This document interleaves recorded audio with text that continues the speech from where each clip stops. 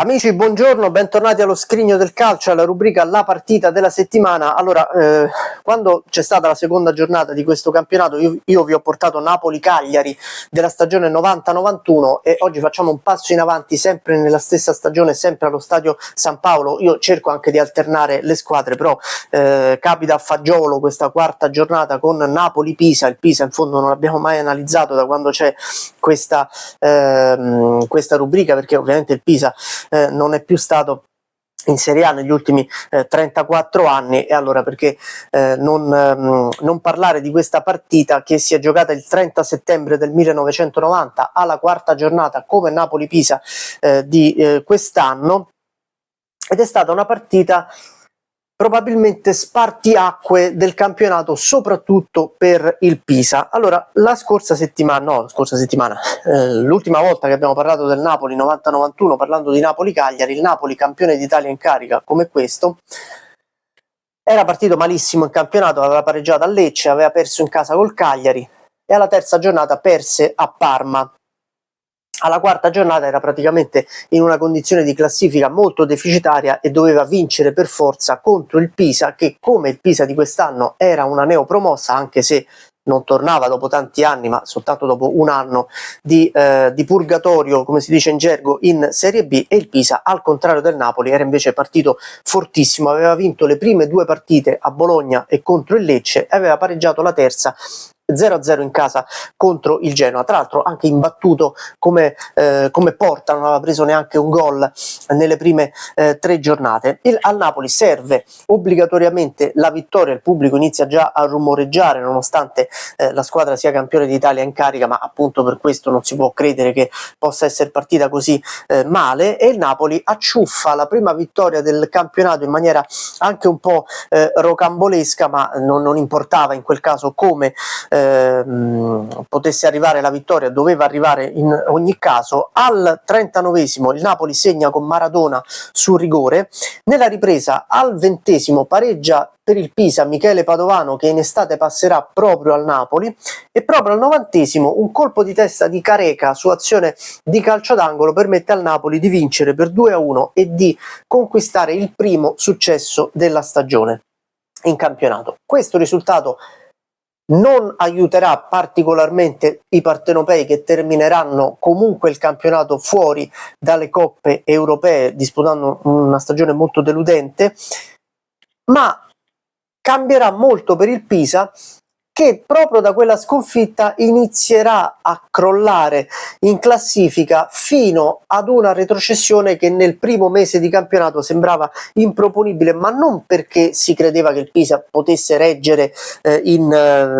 ovviamente nei primi posti della classifica, però la brillantezza, anche la coppia d'attacco Padovano-Piovanelli sembrava molto ben affiatata e sembrava che potesse bastare al Pisa per salvarsi, e invece il Pisa andrà incontro soprattutto ad un girone di ritorno disgraziato che lo porterà poi a retrocedere in Serie B e a non rivedere la Serie A fino all'estate, l'ultima estate, quella del 2025, con la nuova promozione. Adesso vi faccio vedere il tabellino proprio di Napoli-Pisa, dove ci sono peraltro anche tutti e tre i gol della partita. C'è il calcio di rigore di Maradona, eccolo, c'è il pareggio di Padovano per il Pisa e c'è il gol partita di Careca, che è qui proprio sotto a dove c'è scritto Napoli, il colpo di testa del centravanti brasiliano per il 2-1 finale. Ecco qui tutto il tabellino di Napoli-Pisa. Ovviamente, come mi ha scritto qualcuno l'altra volta nei commenti, in un commento di un altro video, faranno gli scongiuri i tifosi della Cremonese, che sono partiti quest'anno come quel Pisa là. Non glielo auguro ovviamente, tanto nessuno li vede, quindi possono fare gli scongiuri e toccare tutti i preziosi che hanno. Questo è il Napoli 90-91 che vi ho fatto vedere anche l'altra volta per Napoli-Cagliari. Poi vi ripeto, cerco di variare sia le squadre che i campionati, però alcune volte può capitare una ripetizione, anche perché, come vi ho detto, cerco di più o meno di portare una partita che si sia giocata nello stesso periodo in cui si gioca in questa giornata. E questo è il Pisa, l'ultimo Pisa in Serie A. Ci ho fatto anche un video ormai inutile più che altro perché che gli ha portato pure fortuna al Pisa l'anno scorso, Pisa promosso in Serie A. Ecco i giocatori, ecco il Pisa che retrocederà in Serie B per tornare in Serie A appunto nel 2025, ovvero quest'anno, poi non so quando voi guarderete il video. Questa è la partita della settimana, ci vediamo alla prossima per un'altra partita che si è giocata nella quinta giornata di campionato. Come sarà la prossima settimana la quinta giornata, vedremo a che campionato affronteremo e quale partita visualizzeremo. Io vi ricordo di iscrivervi al canale qualora non l'aveste ancora fatto, di lasciare like, commenti, hype, tutto quello che possa sostenere il canale. Seguite anche i social, il Popolo del Calcio anni 90, sia su Facebook che su Instagram, ci sono tutti i link sotto nella descrizione, anche nelle siglette, e anche il blog Il Popolo del Calcio, dove ci sono anche approfondimenti, oltre che le vecchie partite e tutti i vari ricordi del passato, anche gli approfondimenti sulle maglie. Vi spiego tutte le maglie di quest'anno, da casa, da trasferta, le caratteristiche, i colori, il gradimento più o meno dei tifosi, e anche qualche maglia del passato, soprattutto in inverno quando non ci sono maglie nuove, anche se poi vedo delle cose assurde, cioè ci sono le prime indiscrezioni sulla maglia dell'Inter 2026-2027, ma ancora non ci siamo abituati a vedere quella di quest'anno, già parliamo della prossima. Vabbè, ormai c'è una bulimia del calcio assurda. E poi approfondimenti sul fantacalcio,